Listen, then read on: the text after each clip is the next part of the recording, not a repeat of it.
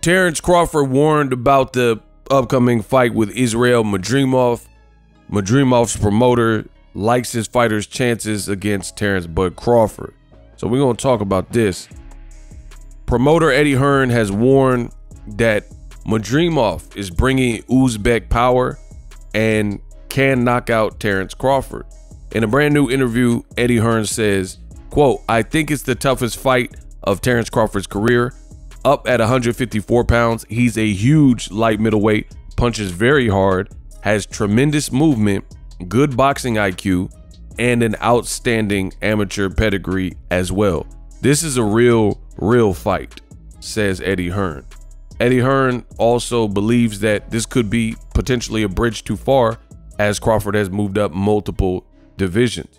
He says, "We like our spot in this fight, the underdog, but with the Uzbek power, and he's ready to knock out Terence Crawford in Los Angeles." Now, that being said, everybody says this. Not everyone believes it, right? So what do I mean? In promoting a fight, you oftentimes have a promoter who will say X, Y, and Z, despite if they really believe it. They'll be like, oh, my fighter is going to do this and this, but do they truly believe it? In this instance, I do think that Eddie Hearn really believes that his fighter at least has a shot. And you know me, I don't always agree with Eddie Hearn in a lot of what he says. However, I'm a straight shooter. Madrimov is a live dog in this particular fight. I've said that from the beginning. This is actually, to me, a super dangerous fight for Terence Crawford. In case you missed some of my previous content, I will explain yet again. The reason why this is a dangerous fight for Terence Crawford is this. Terence Crawford really has everything to lose, more so than Madrimov. In essence, this is Madrimov's fight to lose. What do I mean? No one really knows Madrimov. He's not this big, huge name.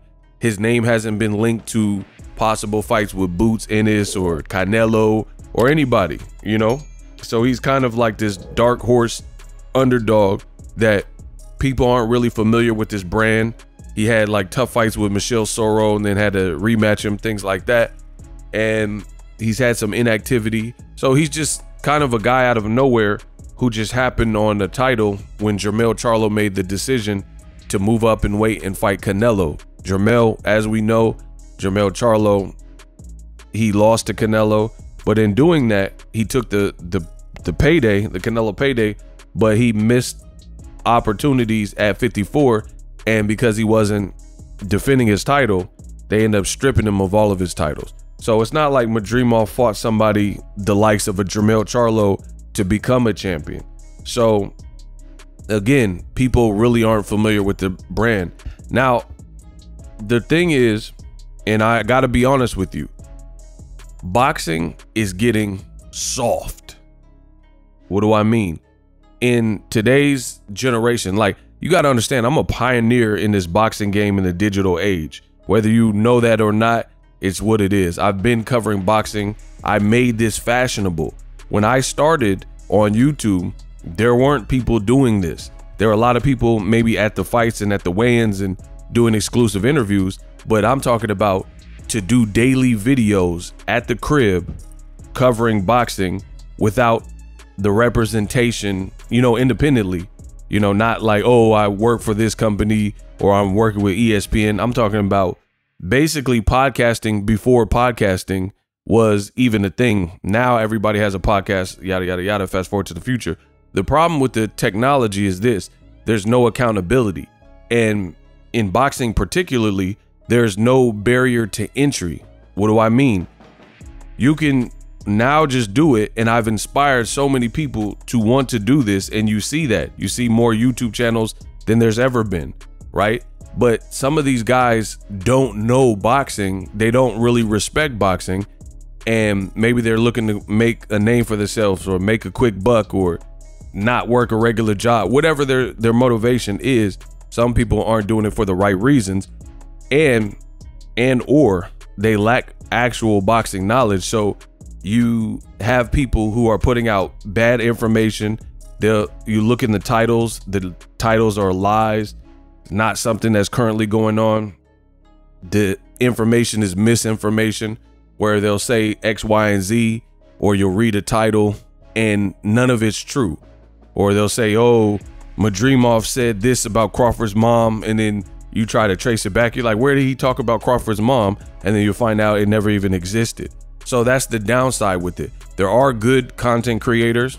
There are people who may know what they're talking about, but it comes with the territory. You also have an influx of people. Anytime anything's oversaturated, like let's say the barber world, maybe everybody wants to be a barber now because there's real money to be made in barbering. You have people who now charge like $40, $50, $60 for a haircut, whereas back in the day that wasn't the case. People were doing haircuts for $10, $15. Now, you know, it's a whole industry. So with that and the oversaturation of these certain niches, you got good barbers and you got bad barbers. You know, it is what it is. And you can even have a bad barber who maybe markets themselves well, but they're not that good. You know, their blends aren't that good, etc. And that's the same thing we see in this boxing world. So I had to give out that little ego rant. That's where the game is, and it is what it is. That being said, you have a lot of people who really don't know boxing. And because they don't know of the person, like an Israil Madrimov, and they know Crawford and maybe respect Crawford, then their commentary is insanely biased because you're biased for the guy that you know. And this generation of people and people in general are lazy. Whereas like for me, if I don't know what I'm talking about, I'll say less. If I don't know a particular fighter, then I won't overly comment on them, and or I'll watch tape and do my research to try to see what this person is about, what this guy is about. But I'm the last of a dying breed. That's why you guys got to subscribe to the channel. There's many more people who I would say don't do that. They haven't heard of a guy, so the guy's a cab driver. He's a bum. He sucks. He has no chance. And again, I don't always agree with Eddie Hearn, but I agree with him here. I think Madrimov is a very dangerous option for Terence Crawford. That's the other thing with this new generation. We're in a generation where if you say what I just said, I haven't throughout this video badmouthed Madrimov, I haven't badmouthed Terence Crawford, but just because I'm giving hope and saying Madrimov has a shot, you have sensitive beta male babies who will suggest, oh, you hate Crawford. I know you're really against Crawford and shit like that. And the funny thing is, nobody said anything bad about Crawford. So because I'm objective and I'm giving you my honest thoughts, that makes me against or for anybody, you sound stupid. I don't care what nobody says. My opinions are my opinions. Madrimov is a tough fight for Terence Crawford. He has movement, he has power, much of what Eddie Hearn said, and he's bigger. Maybe if I seen Crawford fight at 54 and get some stuff done, maybe my opinion would be different. But given that this is his first fight, he's fighting a champion and somebody's undefeated, albeit it's a new champion, I still think this is an extremely dangerous fight. Plus the reasons I provided earlier in terms of Madrimov really has nothing to lose. He's everyone, what I'm looking at, people are saying, like I put up a questionnaire on X and I said on a scale of 0 to 10, what chance do you give Madrimov? People were saying 0 and 1. So if the consensus is that he has no shot or it's a long shot and the odds are like that, then I think some of you guys could very well be surprised because a lot of people don't know ish about boxing. And again, they don't do their homework to even know what the matchup is. They just know Crawford is a beast, but they don't know anything about the other guy. So it's heavily slanted. Listen, in my opinion, if the odds are disrespectful, like the comments that I'm seeing on Madrimov, it would be wise to put a little bit of money on Madrimov. Not saying he absolutely wins here, but the notion that I'm seeing is that he has no shot. People are saying that he gets destroyed. And I really think this is going to be a competitive fight, win, lose, or draw for Crawford. I think this is a competitive fight. Crawford's been on a year-plus layoff. And it's funny that I really do this boxing and watch boxing and analyze and assess what I'm seeing. There's a lot of people that don't. We just watched Ashton H2O Silva in a fight he was definitely winning out of nowhere on a Jake Paul card. So you had the promoter, you know, advantage. The promotion was your promotion, Jake Paul, MVP promotion, and he just got brutally knocked out with a series of shots. Now, I know some people are going to say, oh, but Crawford, he's not going to make those mistakes and stuff. The point is, Crawford obviously is far more developed and far more experienced than Ashton Sylvie, but it's the same thing in terms of people think that nobody has a shot but the guy that they think has a shot.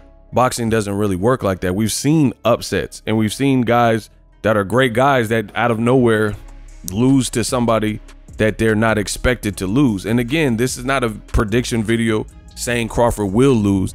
It's merely pointing out the fact that there's a lot of people sleeping on Madrimov as if he can't make a competitive fight. That's what I'm denouncing, and that's what I'm disagreeing with. Crawford could very well win this fight, but I think it's going to be an actual fight.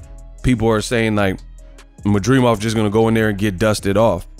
You know, if Crawford does that, more power to him. I'll give him credit. But to me, I think this is a real fight. And like I said, I've seen Crawford hurt before in the lighter divisions. So I do believe Madrimov has the surprising type of power, and he's pretty stealthy if he can get it off, where he can clip Crawford and hurt him. And we can see what Crawford's made of if he does end up getting hurt. Again, we'll see how it plays off, but I do think a lot of people are sleeping on Madrimov by saying he has zero chance. So I tend to agree with Eddie Hearn saying that he does have a chance. Now, Eddie's the promoter, so of course he's going to say he definitely wins. I'm not saying that, but I am saying this is a good fight.